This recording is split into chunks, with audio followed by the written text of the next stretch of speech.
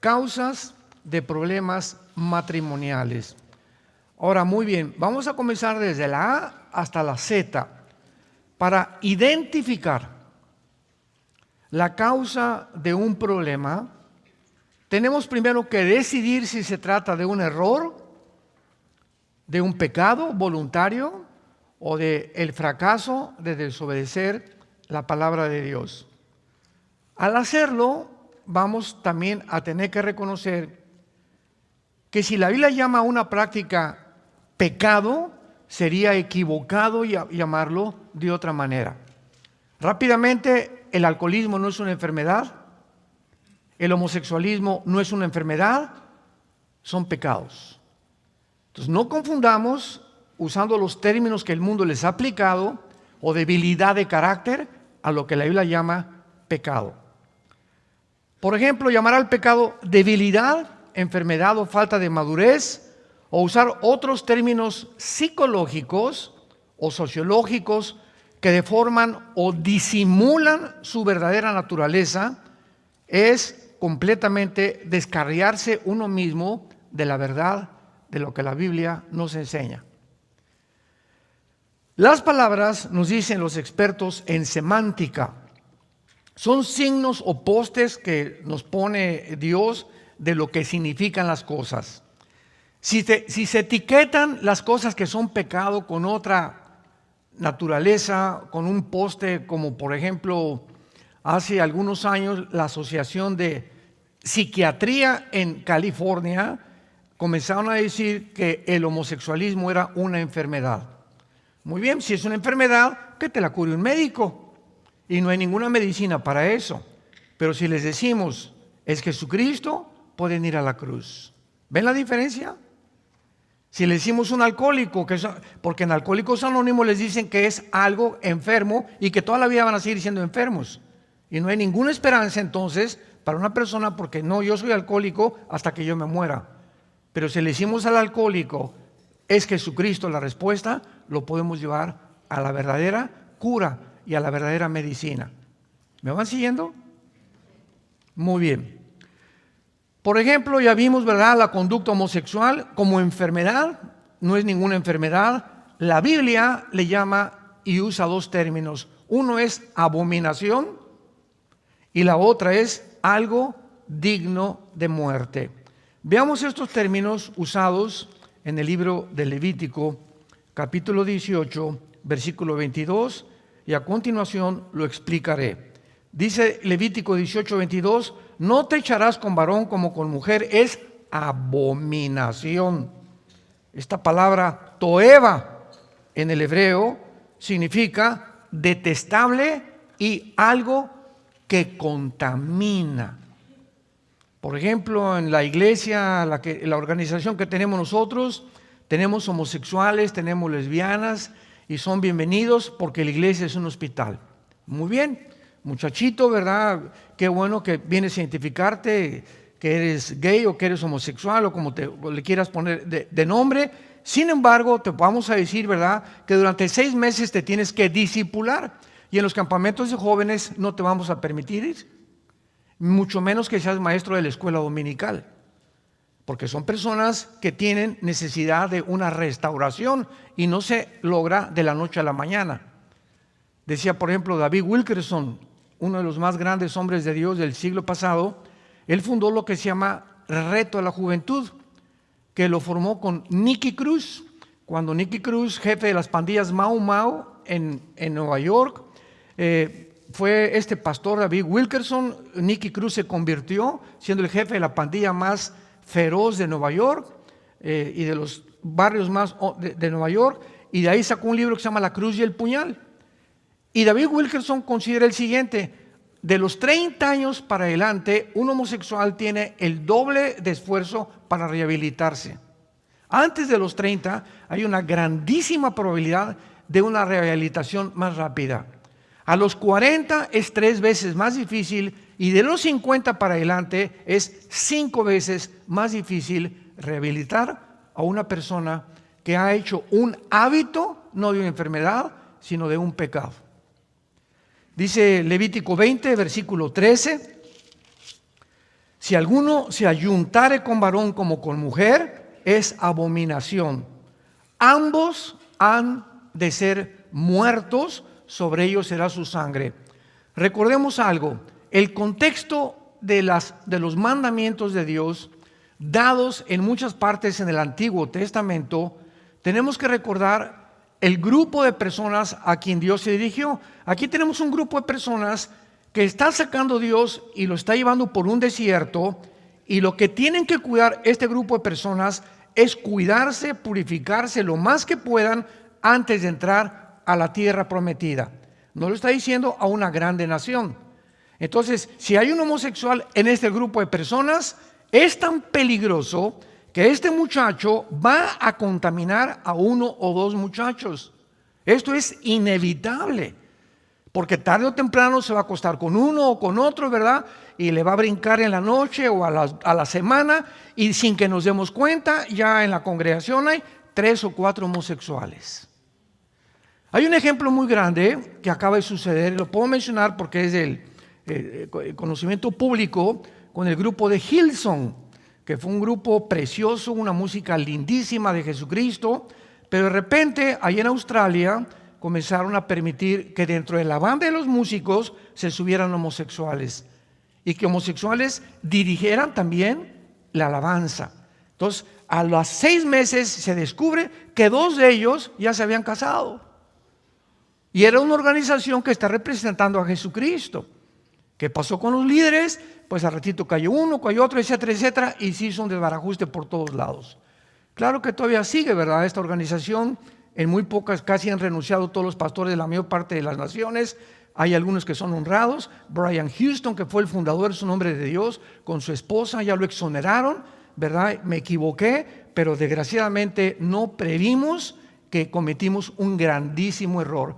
Mientras se curan, tenemos que excluirlos, porque contaminan. Una mujer lesbiana también, ¿verdad? Una mujer que es lesbiana, bien para acá las jovencitas, y sin que se den cuenta comienzan a tender una red, y al ratito caen también en el lesbianismo, porque contagia, es radiactividad. Entendamos que es por eso que la Biblia le llama pecado. Y cuando es pecado, no hay ninguna medicina más que la sangre de Jesucristo. Ningún sistema, ningún psiquiátrico, ninguna clínica, nadie puede sanar el pecado. Sino, ¿para qué Cristo muere en una cruz? Fue el desperdicio más grande que hizo Dios al permitir que su Hijo pagara. ¿Por qué? Por nuestros pecados. Porque no hay otra medicina más que la muerte de Cristo en esa cruz. Sin embargo, cuando le llamamos pecado a la homosexualidad o al alcoholismo, les podemos señalar la cruz, a Jesucristo. Por lo tanto, es muy importante dar a los problemas matrimoniales la etiqueta que la Biblia les da. Las otras etiquetas mienten respecto a los problemas, y de manera inevitable nos van a llenar o a llevar a soluciones falsas. Los que reemplazan la palabra pecado por etiquetas modernas, es posible que piensen que es bondadoso hacerlo. Ay, pues para que no se sienta tan mal, pero hacerlo es completamente lo opuesto. Veamos lo que el apóstol Pablo en 1 Timoteo capítulo 6 le recomienda a su discípulo más cercano llamado Timoteo. Primera carta de Pablo a Timoteo, capítulo 6, versículo 3. Y dice así: si alguno enseña otra cosa y no se conforma a las sanas palabras de nuestro Señor Jesucristo y a la doctrina que es conforme a la piedad, está envanecido, nada sabe y delira acerca de cuestiones y contiendas de palabras, de las cuales nacen envidias, pleitos, blasfemias, malas sospechas, disputas necias de hombres, corruptos de entendimiento y privados de la verdad, que toman la piedad como fuente de ganancia. Apártate de los tales. Si alguno quiere enseñar otra cosa o no se conforma a las palabras y a lo que Dios le llama pecado, es una persona o envanecida o corrompida que se ha puesto en un rango más alto que Dios. Y es cuando tenemos que tener cuidado, porque estamos rodeados, ¿verdad? Desde que entró la psicología clínica, ¿verdad? No, pues esa persona, y ahí me daba pena ir a muchas naciones y los pastores llevaban a las ovejas al psicólogo o al psiquiatra en lugar de enfrentar el problema como la Biblia lo enfrenta. No, pues tiene un problema, les recomiendo que vayan al psicólogo o que vayan al psiquiatra. Y salen, ¿verdad? Pues con pastillas tranquilizantes, salen ya, ahora sí que como drogadictos, y jamás puede ningún ser humano curar el pecado de nadie. Solamente, repito y enfatizo, la sangre de Jesucristo. El llamar al alcoholismo una enfermedad es quitarle toda la esperanza a una persona alcohólica, porque no hay píldoras que curen esa enfermedad. Pero si se le llama pecado, tal como la Biblia lo dice, entonces hay una verdadera esperanza para este tipo de personas, porque Cristo vino a eso. Vino a librarnos del pecado y del poder del pecado. Veamos, por ejemplo, en la primera carta a los Corintios, capítulo 6, lo que Pablo le escribe a esta iglesia que ayer vimos, que era una iglesia degradada moralmente, una iglesia que había de todos los pecados posibles, herencia de los griegos, etcétera, etcétera, porque los griegos adoraban el cuerpo, los griegos fomentaron el homosexualismo como ninguna otra civilización en la historia, y que los romanos la heredaron. Casi todos los césares romanos eran homosexuales, eran pansexuales, bueno, eran lo peor, ¿verdad? Y dice en 1 Corintios 6, versículo 9, vean qué palabras más preciosas y de advertencia también. ¿No sabéis que los injustos no heredarán el reino de Dios? No erréis, ni los fornicarios. O sea, el fornicario en la Biblia es la persona que usa el sexo fuera del matrimonio. O sea, una pareja de jóvenes que tienen relaciones sexuales están fornicando. Una persona homosexual es un fornicario, una lesbiana es fornicario, una persona que tiene relaciones con un niño es un perverso. Ya todavía desciende un grado 5 veces más bajo que cualquier nivel de degradación moral, porque es la peor perversidad que puede existir, meterse sexualmente con un niño. ¿No saben ustedes? O sea, si no lo saben, van a saberlo. Ni los fornicarios, ni los idólatras, ni los adúlteros, ni los afeminados, ni los que se echan con varones, ni los ladrones, ni los avaros, ni los borrachos, ni los maldicientes, ni los estafadores heredarán el reino de Dios. Escuchen el versículo 11. Y esto eran algunos. Las iglesias son puros ex. Aquí somos puros ex. Aquí nadie era San Pablo, ni San Gelatao, ni Santa Rita de Casia. Todos nosotros en las iglesias somos personas que venimos lastimadas, heridas de un pasado que todos tenemos que cargar con él, hasta que llegamos a la cruz. ¿Qué es la iglesia? Es el hospital donde todas estas cosas, tu borrachera, tu fornicación, tu adulterio, comienza el Espíritu Santo en la medida que tú le permites a sanarte. Eso es lo que es la iglesia. Entonces no solamente venir aquí, pararte y oír y de lunes a viernes portarte igual. Tú tienes que tomar ya el hábito de leer diario la Biblia, tener tus devocionales, consagrarte a Dios, adorar a Dios, y cada vez que pecas, venir a la cruz, Señor, la regué, volví a derramar la leche otra vez anoche, y le volví a gritar a mi esposa, y vi a esa mujer, ya tengo una mujer aquí en mi mente hace 3 días, Padre, te pido que la sangre de Cristo, renuncio a seguir pensando en esa mujer, renuncio a seguir pensando en ese hombre. Cuando Dios ve esta decisión deliberada, voluntaria en nosotros, nos ayuda.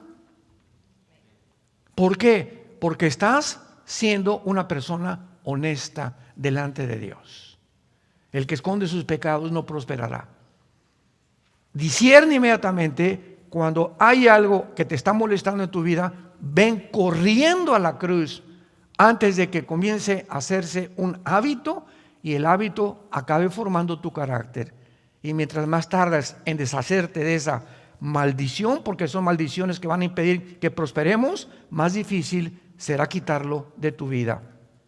Veamos en Romanos capítulo 6, versículo 12 en adelante, lo que dice también el apóstol Pablo acerca del pecado.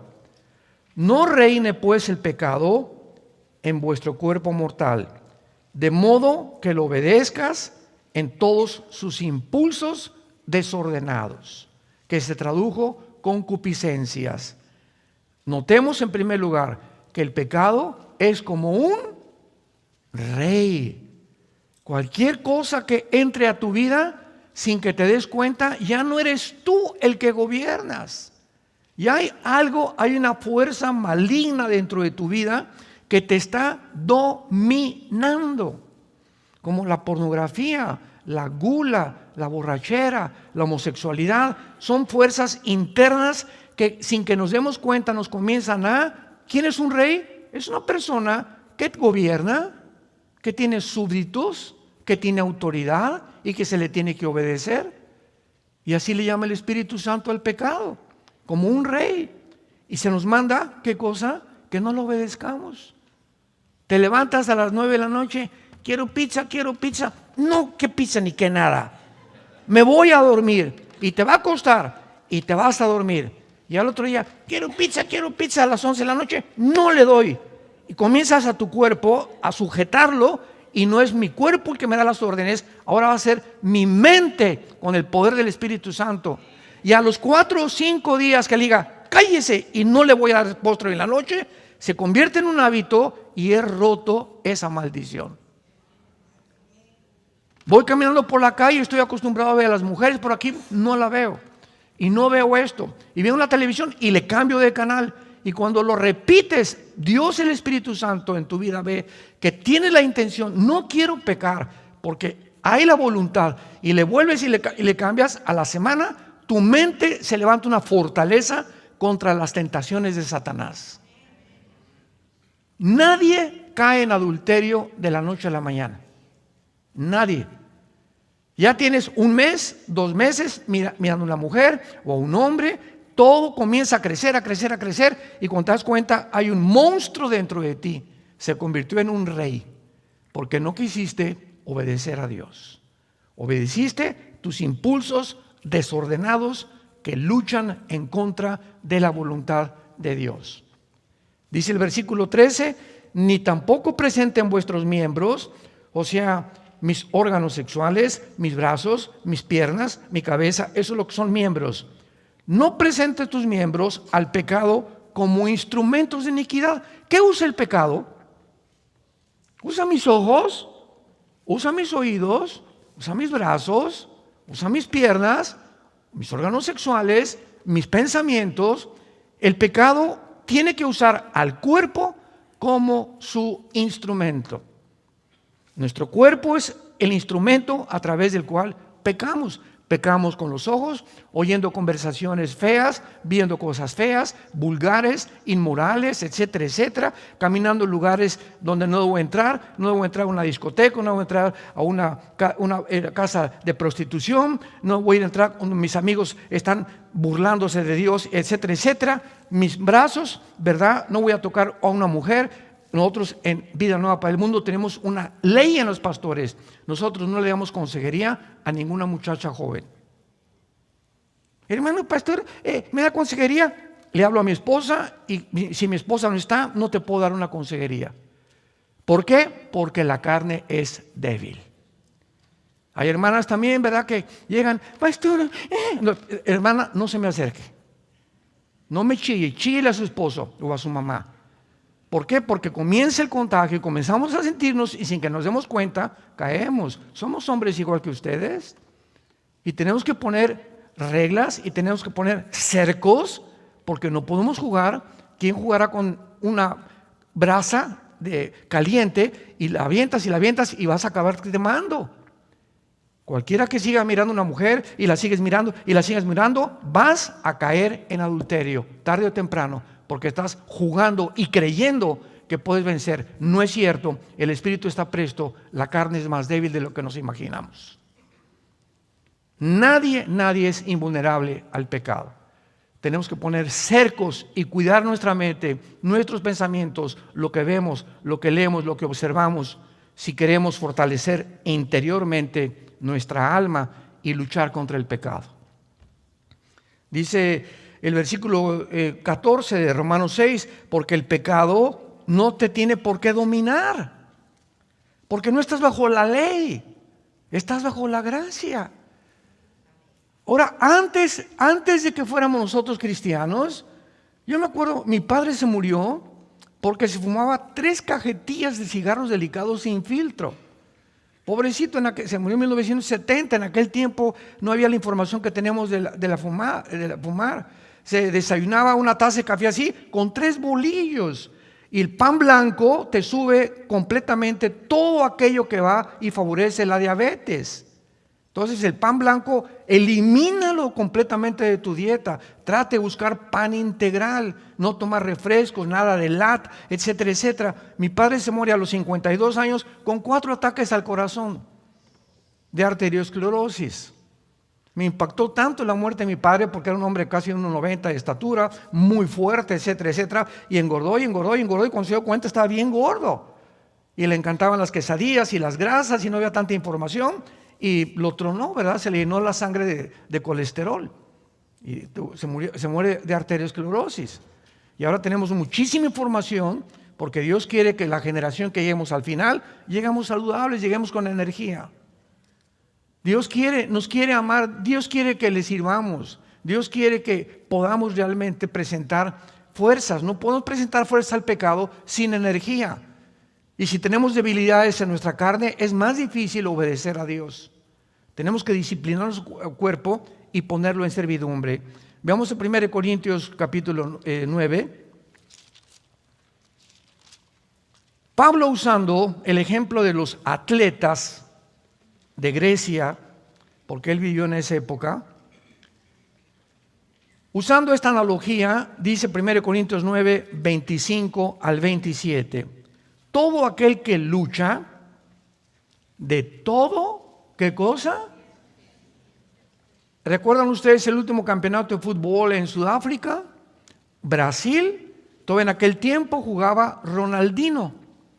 De acuerdo a mi consideración, Ronaldinho ha sido el jugador de soccer más impresionante de toda la historia, más que Messi, más que Ronaldo, más que Beckham, más que todos. Era un mago, era un muchacho impresionantemente. Fue el maestro de Messi precisamente, Ronaldinho.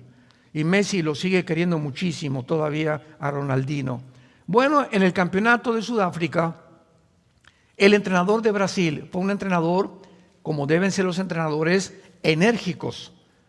Y les tienen prohibido, por lo menos una semana antes, no tomar, no irse a una fiesta, acostarse a las 9, 10 de la noche, etcétera, etcétera. Ronaldinho, pues, como todos los grandes astros de cualquier cosa, se le subió a la cabeza y se fue a una casa de un prostíbulo, Ronaldinho, a acostarse con 2 o 3 mujeres. Regresó como a las 5 de la mañana, quiero entrenar, y le dijo al entrenador, no juegas en el campeonato.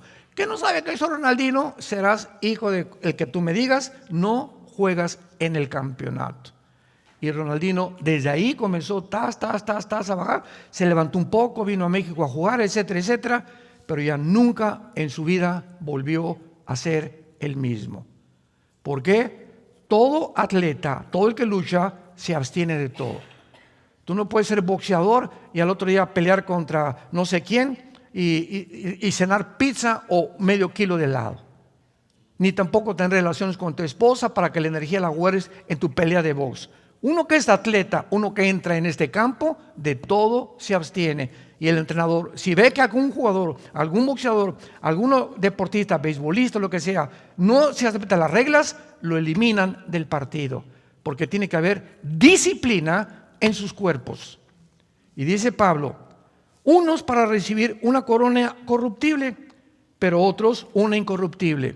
Y todos los atletas que llegaban por aquí, ¿qué es lo que les dan de premio? Una coronita de hojas que le ponían aquí, en un estrado que se llamaba el BEMA, o el tribunal de los jueces, y ese era el premio. Todo lo que hicieron, los esfuerzos, los sacrificios, la dieta que tuvieron, para que les pusieran una cochina corona de hojas que a la semana se les echaba a perder. Y nosotros no estamos buscando una corona de esas, sino una incorruptible. No tenemos idea de los premios que Dios tiene guardados cuando nosotros le obedecemos. Y miren lo que dice a continuación. Así que, dice Pablo, yo de esta manera corro, no como a la aventura. De esta manera peleo, no como quien golpea al aire, sino que golpeo mi cuerpo y lo pongo en servidumbre. Ahora vas a ser mi esclavo. Me engañaste, ¿verdad? Y que fumar, y que emborracharme, y que por acá, y que ver, pues ahora no. Mi mente la voy a fortalecer y mi cuerpo va a ser mi esclavo. Antes de ser cristiano era al revés. Mi cuerpo me daba órdenes y obedecía lo que mi cuerpo me pedía. Le dábamos gusto a los placeres del cuerpo, porque éramos esclavos del pecado. Ya no somos esclavos del pecado. Dios infunde un poder que se llama el Espíritu Santo entre nosotros, para que el Espíritu comencemos a desarrollarlo entre nosotros a través de la palabra y de la comunión con Él. Y mientras más estamos en el Señor, más fuerte y más fuerte nos quiere volver el Señor, hasta volvernos guerreros, gigantes, donde ya mi cuerpo es una fortaleza y ya es más difícil que caiga en la tentación que en cualquiera que sigue obedeciendo los deseos y los placeres de su cuerpo. Estamos en una guerra, cristianos. Esto no es un chiste. Y la batalla y lo que está de por medio es tu alma y la vida de tu familia y de tus hijos. Golpeo mi cuerpo y lo pongo en servidumbre. Y miren lo que dice Pablo. No sea que Pablo, el más grande misionero y cristiano después de Cristo en la historia de la cristiandad, dice Pablo, no sea que yo, habiendo sido grande predicador, heraldo, yo venga a ser eliminado.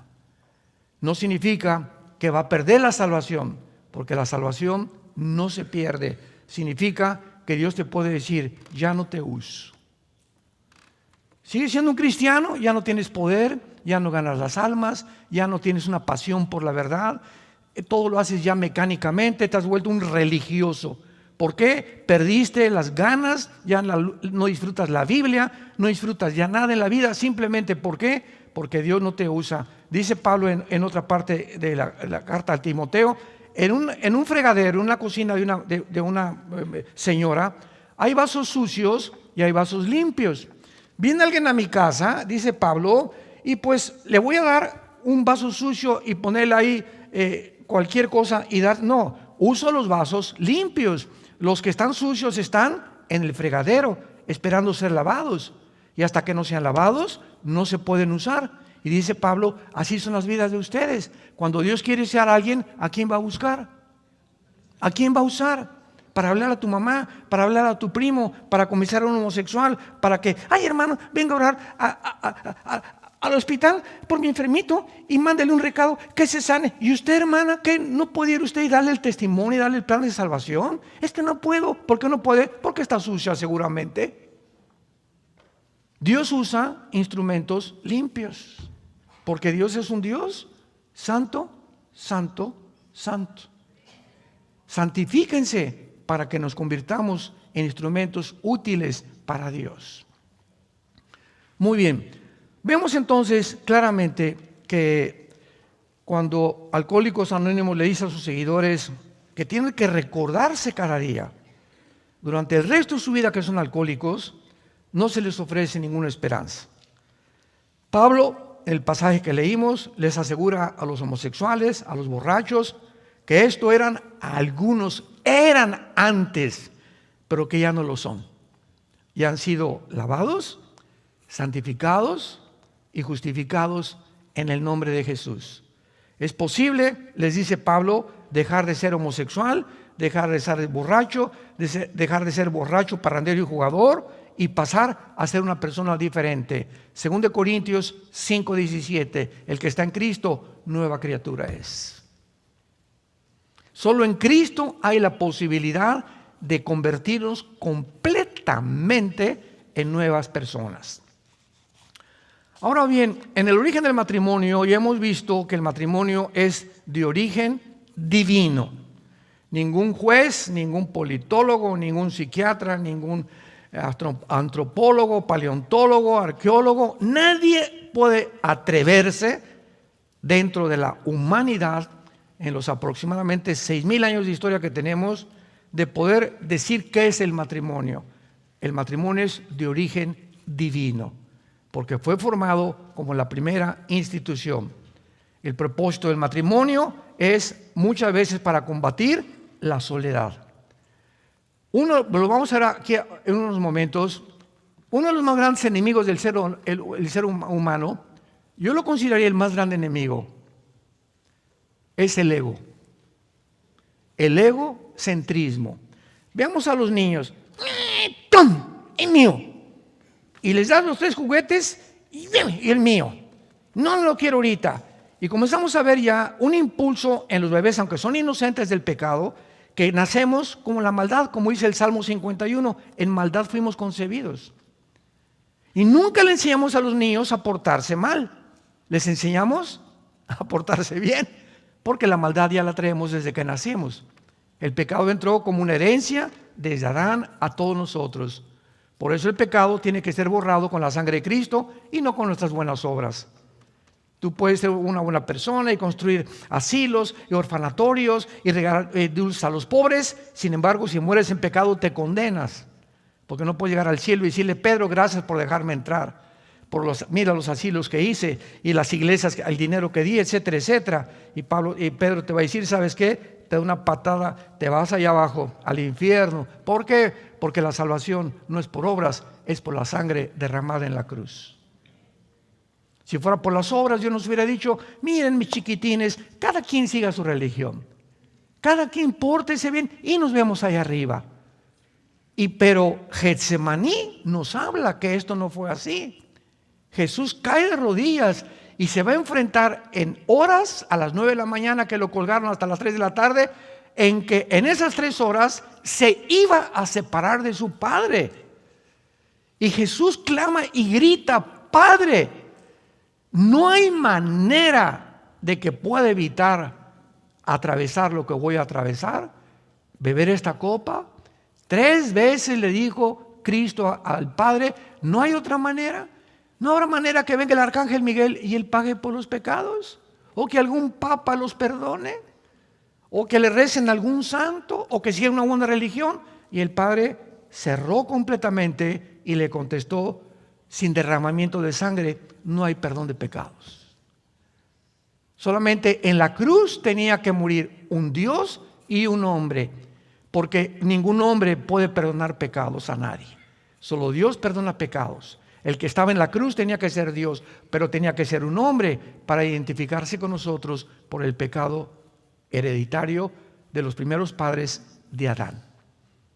No hay manera, otra manera más que la cruz, de acuerdo a Dios. Si tú quieres inventar tu manera de llegar a Dios, esa es tu manera. Y eso es la soberbia, que somos nosotros los que dictamos cómo llegar a Dios. No, la Biblia nos dice que Él pone y Él ha establecido los términos para llegar al cielo. ¿Los aceptas o te va a rechazar como Caín? ¿Se acuerdan de Caín? Génesis 4, se acercó a Dios ¿con qué? Te traigo mi pichoncito y te traigo mi becerrito y te traigo lo mejor de mi huerto. Y Dios le dijo: no lo recibo. ¿Por qué? Porque tu hermano me trajo la sangre de una oveja. Desde el principio se establece que tiene que haber un sustituto para pagar tus pecados. Las obras no sirven. Las obras vienen después de que hemos recibido a Cristo, pero no para recibir a Cristo. Vienen como resultado de tu salvación y no como el medio para que tú te salves. A la cruz, la cruz es esto, yo tengo que llegar a la cruz. Señor, gracias porque, mira, no soy tan malo, ¿verdad? Y no he sido adúltero, como las prostitutas, ni borracho, ni parrandero, ni jugador. Yo no puedo venir a la cruz y ofrecerle nada a Dios más que en esta mañana: Señor, ten misericordia de mi pecador. No tengo, Señor, nada que ofrecerte. Soy un miserable pecador. Ni nada de lo que he hecho te va a satisfacer. Creo que tú en la cruz pagaste por mis pecados. Y ahí es cuando Dios entra a tu vida, porque has reconocido que es por creer en el sacrificio y no por lo que hayamos hecho. ¿Cuál es la diferencia entre el cristianismo y todas las religiones? Todas las religiones, sin ninguna excepción, enseñan que tienes que hacer algo para entrar al cielo. Que viernes primero en el catolicismo, ¿verdad? Ahora sale un santo, el no comer carne en la cuaresma, etcétera, etcétera. Que el Papa, hay una puerta en el Vaticano que dice que el que atraviesa la puerta tiene la salvación, Virgen del Socorro. Haz, pórtate bien, por aquí, por allá, haz estas cosas, haz. Y el cristianismo dice, ya Dios lo hizo en la cruz. No tenemos que ofrecerle nada a Dios. Él lo hizo en nuestro lugar. Solamente tenemos que recibirlo. Y cuando lo recibimos, vivimos toda la vida humillados porque sabemos que lo que somos, lo somos por su gracia. No por mérito. No hay nada de qué jactarnos caminando con Jesús. Entonces, esto es muy importante porque cuando nos casamos, es posible que alguien haya malentendido cuando hicimos los famosos votos en el matrimonio. Cuando una pareja, vamos a abordar el tema del egocentrismo, porque si el ego es el principal problema del matrimonio, Cristo vino precisamente a eso, a librarnos del ego. Y es en el matrimonio el gimnasio de Dios. Si hay algún medio a donde podamos ejercitarnos para cada vez matar más nuestro ego, es en el matrimonio. ¿Por qué? Porque cuando venimos a hacer los votos matrimoniales, tanto como si te diste cuenta o no te diste cuenta, se están prometiendo la pareja proporcionarse compañía el uno al otro durante el resto de su vida. Pero tenemos que observar esto con mucho cuidado, porque no estás prometiendo recibir compañía. De aquí en adelante, te prometo, me tienes que prometer que me vas a dar tu compañía. No. En los votos matrimoniales es, te prometo que por lo que me queda de vida, te voy a dar compañía. Es dar y no recibir. Si tú te casas y dices, es que Elizabeth Taylor, 9 matrimonios, la Chulis, la artista de cine, es que no he encontrado en ningún hombre lo que yo he estado buscando, el ego del tamaño de la Torre de Babel. Es que mi esposa no me da lo que yo quiero. Espérame tantito, es que no has entendido el matrimonio. Si tú sigues buscando de tu pareja que te dé, pues vives completamente en el trono del ego. Pero si te olvidas, y no importa si te da o no te da tu pareja, tú le correspondes y le sigues dando, como lo vimos ayer con las mujeres que están casadas con hombres que no son cristianos. En ese momento tu ego, sin que te des cuenta, tú te estás bendiciendo y estás siendo sanada. Estás siendo sanado. Y llega un momento en que ya es tan grande tu pasión, ¿verdad?, por la persona, y si él se comete adulterio, pues que se vaya el gavilán. Si te deja, que te deja, pero tú sigues siendo feliz, porque en el matrimonio te libraste y comenzaste a sanar tu ego, y estás lista. Si quieres casarte con otro, con otra, estás perfectamente preparado para segundo o terceras nupcias, si es la voluntad de Dios, porque si no, el segundo matrimonio es peor, el tercer es peor, el cuarto vas a acabar en el psiquiátrico. El matrimonio no es un acto de amor en el cual una persona promete cubrir la necesidad del otro para toda la vida. Estoy prometiéndole a mi esposa que voy a cubrir sus necesidades sin condiciones ni estipulaciones. Esto quiere decir que cuando un marido le dice, se queja a su esposa diciéndole, no consigo lo que quiero en el matrimonio, sus palabras carecen de todo sentido común. Es mero egocentrismo. Se le tiene que contestar, usted, señora, usted, señor, no entró en el matrimonio a fin de conseguir algo para usted. El matrimonio y los votos que hizo fue para darle algo a su cónyuge. Es el secreto de la vida cristiana. De tal manera Dios amó que... Y eso que hizo Jesús en la cruz, darse. en la peor crisis emocional, espiritual de la tortura de los clavos y la corona de espinas, se abandonó a sí mismo, porque cuando sufrimos nos victimizamos y nadie se acuerda de mí y nadie me viene a saludar y estuve en el hospital y no me visitaron, etcétera, etcétera, y nos concentramos en nosotros mismos. Es la reacción psicológica de un ser humano normal. Por eso los más grandes psiquiatras en Brasil, hay uno, se me olvidó el nombre, que examinó la vida psicológica de Cristo. Él no pudo ser un ser humano como nosotros igual, porque en la cruz nunca pensó en él. Y Juan, ahí está tu madre, madre, ahí está tu hijo. En los últimos momentos estaba pensando en los demás. Y no, ya me estoy muriendo, me las pagarás. No somos así, así somos. Al contrario, cada uno hace votos de dar todo lo que puede. Ese es el matrimonio, es el secreto. Y ya si te responde el hombre o no te responde, es problema de Dios y de ellos. Pero si ve Dios que tú eres una persona que estás entregando, está construyendo un guerrerazo Dios, una guerreraza Dios. Porque mientras más te das a los demás o en tu matrimonio, más bendiciones te da Dios durante toda tu vida. Por lo tanto, ¿verdad? La única cuestión es preguntarse, ¿estoy cumpliendo mis votos? ¿Para qué me casé? ¿Para recibir? Y si no, muchas personas dicen, bueno, pues estoy dispuesto a dar con tal de que reciba algo a cambio. Hágame el favor, Jesús, María y el burrito que los acompaña. Pues yo daré lo que sea si recibo algo a cambio. Es una persona centrada en su ego. Veamos en Filipenses capítulo 2 el consejo que recibimos de la Biblia. Y está de por medio la vida de Jesús. Jesús no solamente muere en la cruz, sino que vive una vida completamente libre del ego, para enseñarnos que es nuestro más grande enemigo. Dice Filipenses 2, versículo 3: nada hagan por contienda o por vanagloria, antes bien con humildad estímense unos a otros, cada uno a los demás, como superiores a sí mismo, no mirando cada uno por lo suyo, sino también cada cual por los de los otros. Hay en ustedes este sentir que hubo en Cristo Jesús, el cual, siendo en forma de Dios, no estimó el igual ser a Dios como cosa que aferrarse. Ahí está Jesús, el creador de los planetas, los sistemas, las galaxias, las hormigas, los seres humanos, los arcángeles.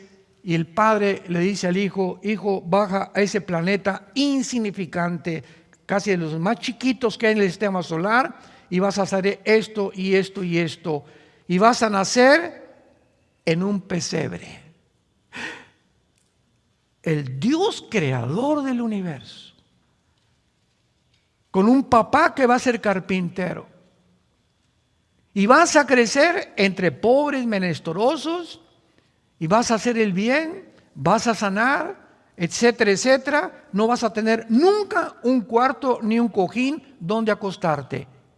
Vas a andar en el desierto, en los montes, con un grupo de hombres que te van a seguir, y les vas a enseñar todos los secretos que hay en el cielo, para que en la tierra puedan entender cuál es su propósito, por lo cual yo los creé. Y finalmente vas a abrir tus brazos en una cruz, y todos los que sanaste y todos los que los demonios que le sacaste te van a gritar: crucifícale. Los que te alabaron al entrar a Jerusalén: Hosana el que viene al rey David, en 5 días te van a crucificar. No confíes en los hombres, no confíes en la fama, no confíes en la popularidad, no confíes en los halagos que te hace la gente. No cedas ni se envanezca tu ego, porque no sabes quién soy yo. En los estacionamientos que tenemos en nuestras iglesias llegan los hermanos y tenemos un grupo de personas, estaciónense por ahí. ¿Qué, usted no sabe quién soy yo? No, pero yo sí sé quién soy. Yo soy hijo de Dios.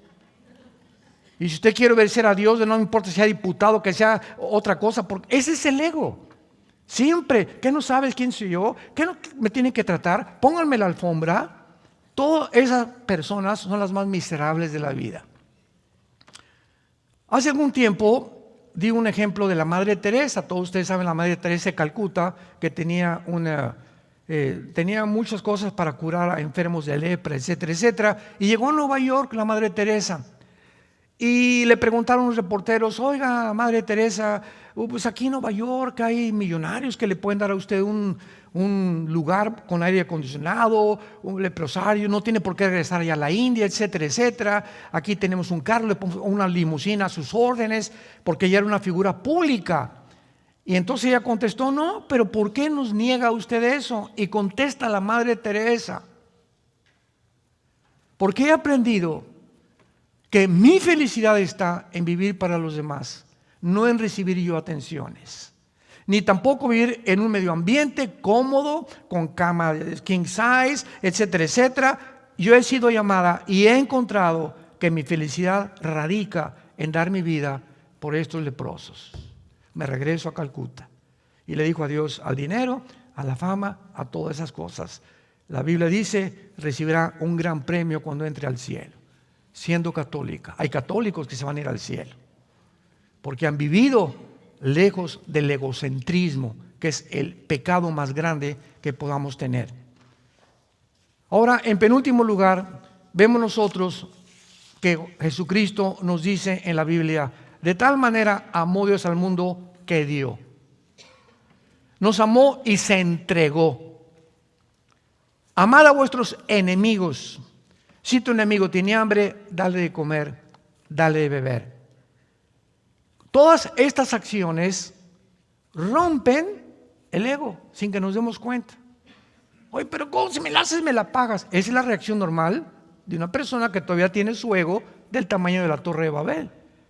Pero cuando ya las ofensas de la gente, o tu esposo o tu esposa, ya no permites que entren, ni te quiten la paz, ni te lastimen el alma, has desarrollado dentro de ti una armadura invisible que te va a hacer y dar la fortaleza para enfrentar la vida y soportar otras pruebas que van a venir con más fortaleza, porque has fortalecido, tienes una armadura espiritual, que es lo que Dios quiere desarrollar en nuestras vidas como cristianos. Es finalmente ese propósito lo que Dios quiere hacernos, prepararnos para la vida. Se vienen problemas con nuestros hijos, y no acabamos con los hijos, seguimos con los nietos. Dicen que los nietos es el postre de los abuelos. Pero los problemas no van a acabar. No hay un matrimonio que no tenga problemas. No hay un matrimonio que no siga luchando. Aquí hay unos que tienen 50 años de casados. ¿Quiénes son los de 50 años de casados? Levanten la mano. Ahí están, 50 años de casados. Hay como 2 parejas. Un aplauso por el amor de Dios.